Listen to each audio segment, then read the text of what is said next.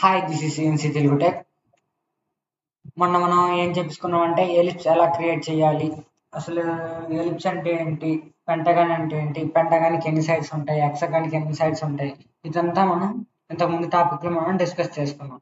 ఈరోజు మనం ఏం చెప్పుకుంటున్నాం అంటే దీనిలో ఆర్క్ అంటే ఏంటి, ఆర్క్ ఎలా మనం యూజ్ చేస్తాం, ఎక్కడ యూజ్ చేస్తాం అని చెప్పి ఈరోజు మనం చెప్పేసుకుంటాం. మనకి ఆర్ట్కంలో ఆర్క్ అనేది ఒక హాఫ్ రౌండ్ షేప్ లో ఉంటుంది. దీనిలో క్రియేట్ ఆర్క్, ఇప్పుడు నాకు కర్సర్ ఉంది కదా, క్రియేట్ ఆర్క్ పైన క్లిక్ చేసి సపోజ్ 1 పాయింట్ క్లిక్ చేసి 1 పాయింట్ సమ్ యాంగిల్ ఇలా ఇచ్చారు కదా. ఇలా నెంబర్ ఆఫ్ సపోజ్ అలా ఉంది, ఇది ఇలా ఎస్ టైప్, మళ్ళీ ఇలా నెంబర్ ఆఫ్ ఆర్క్స్ ని ఎలా క్రియేట్ చేయాలని ఈరోజు మనం చెప్పేసుకుంటాం.